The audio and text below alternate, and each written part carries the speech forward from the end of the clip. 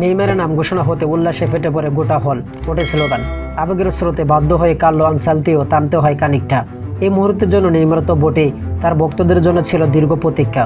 বিশ্বকাপের দল ঘোষণা নেইমার যেমন আলোড়ন তুলেছেন গোটা ফুটবল বিশ্বে যেন তার দিকে তাকিয়ে। প্রায় 3 বছর ধরে নেইমার দূর থেকে ব্রাজিলের খেলা দেখছেন। চোটের আঘাত, হতাশার অনিশ্চয়তা তাকে ঘিরে ধরেছিল। ফুটবলের সবচেয়ে বড় মঞ্চে তিনি আর কখনো ব্রাজিলের হয়ে বিখ্যাত হলুদ জার্সিগায় জড়াতে পারবেন কিনা তা নিয়ে তৈরি হয়েছিল বড় সংশয়। সব জয়জাপটা ফিরে ব্রাজিলের সর্বকালের সর্বোচ্চ গোলদাতা অবশেষে জাতীয় দলে এক আবেগঘন প্রত্যাবর্তন সম্পন্ন করেছেন।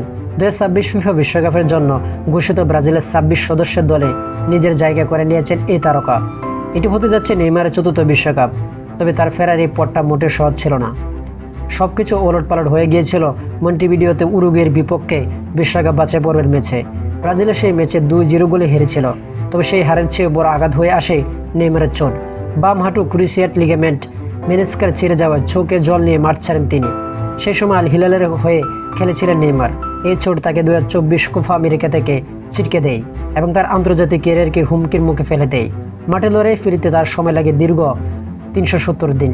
ফেরার পর আবেগফ্লোরতুত নেইমার বলেছিলেন, জীবনে আমি সবচেয়ে বেশি যা চাই তাই হলো ফুটবল খেলা। মাঠের বাইরে থাকা প্রতিটা দিন আমি যন্ত্রণার মধ্য দিয়ে গেছি।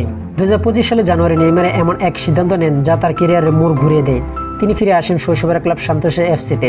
বার্সেলোনায় পিএসজি আর আল হিলালের কাকচিক্য ছেড়ে যায় না, পরিবেশে আসেন কেবল নিজের ছন্দ আর আত্মবিশ্বাস ফিরে পাওয়ার আশায়। তবে শুরুটা মসৃণ ছিল না। পেশির চোটের কারণে বারবার ছন্দ বন্ধ হচ্ছিল। তৎকালীন কোচ দারিবাল জুনিয়র তাকে দলে ডাকলেও চোটের কারণে তিনি নাম প্রত্যাহার করতে বাধ্য হন। সান্তোস যখন অনবয় ঝুঁকিতে তখন নেইমার নিয়ে সমালোচনা আরও তীব্র হয়।